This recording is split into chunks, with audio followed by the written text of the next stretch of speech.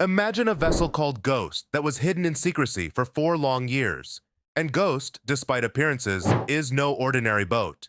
It's a marvel attached to 2 colossal submarines that gracefully navigate the depths of the ocean, almost as if flying through the water. But how did this revolutionary Ghost come into existence?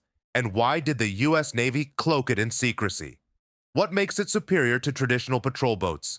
Join us on this deep-sea journey as we unveil the secrets of a stealth boat that remains hidden in plain sight.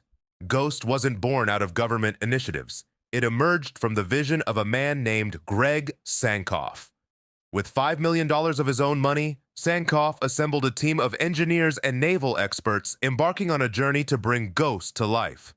Though the ultimate goal was to offer it to the US military, one wonders, why would they be interested?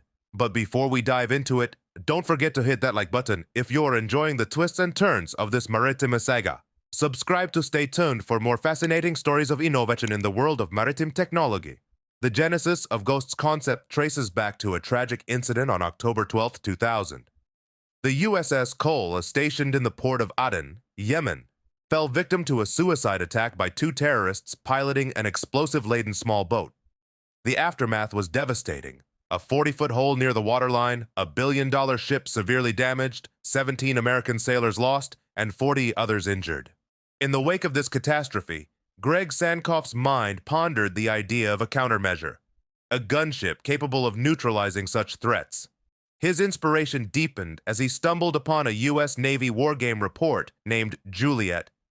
The simulation depicted the U.S. Navy facing a force of small, high-speed boats, estimating a staggering 20,000 casualties in just 2 days. Fueled by the urgency to address maritime threats, Greg Sankoff founded Juliet Marine Systems. The endeavor focused on crafting a prototype that would evolve into the Ghost, a revolutionary response to the age-old danger posed by small boats crippling larger warships, a threat echoing back to the torpedo boats of the early 20th century. Until 2011, the Ghost project remained shrouded in secrecy, conducting tests under the cover of night.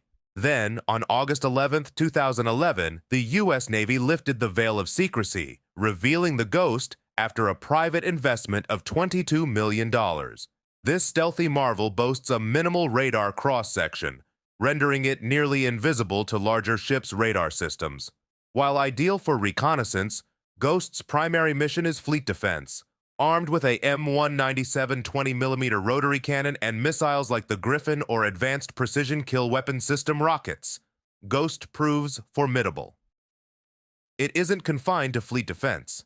It excels in anti-submarine warfare, piracy protection, mine countermeasures, and even functions as an assault vehicle carrying up to 18 Navy SEALs. Yet, like any groundbreaking innovation, the Ghost faced its share of criticism. Detractors swiftly pointed out its limitations, emphasizing concerns about insufficient range and logistics for sustained blue water operations. At least without the support of a mothership, the Ghost was a vessel so versatile that it neatly fit into the well deck of various amphibious assault ships and could even be transported inside a C-17 cargo plane. However, it's crucial to understand that the Ghost was meticulously designed for specific geographical arenas.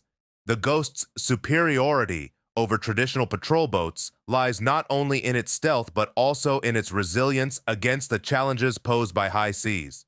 Traditional patrol boats, with their tendency to bob and sway with the waves, make simple tasks like enjoying a cup of coffee or launching weapons incredibly difficult during rough seas. But then, there is the Swath design, an ingenious solution to the instability problem.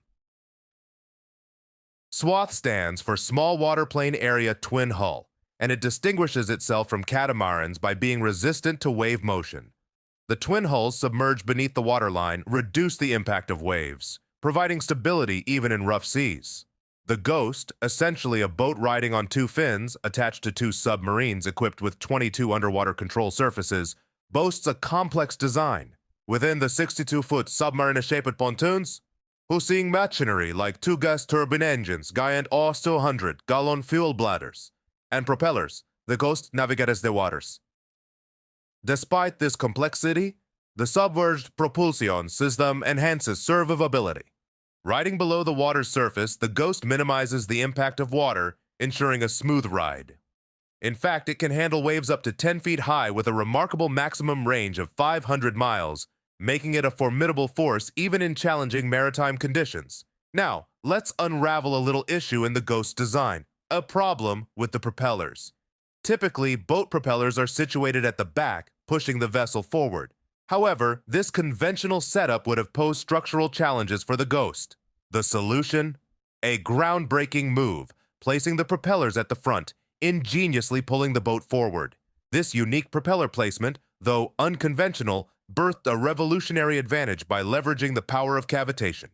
Understanding cavitation is like boiling water in two ways: either increase the temperature or reduce the surrounding pressure. Both methods generate bubbles. Cavitation, in simple terms, is the formation of bubbles on the propeller. As the propeller spins, lower pressure areas around its blades cause the water to boil at ambient temperature, creating a trail of bubbles filled with water vapor. Now, by placing the propellers in front of the vessel, like on the Ghost, these bubbles form underwater gas tunnels around the giant pontoons. This ingenious design reduces hull friction by a staggering 900 times compared to traditional placements. The result? Ghost achieves superior efficiency with a top speed of 40 knots, proudly earning the title of the fastest swath ship on the planet. Yet, this innovative front-facing propeller comes with potential drawbacks. A head-on collision with an obstacle spells trouble for the Ghost, rendering it dead in the water. Issues like hitting fish nets or floating debris also pose challenges. While hydrofoils have long been faster, they grappled with frequent foil damage. Nevertheless, Juliet Marine Systems envisions pushing the boundaries further, planning future Ghost models with a mind-boggling speed goal of 70 knots. But here's something that will surprise you.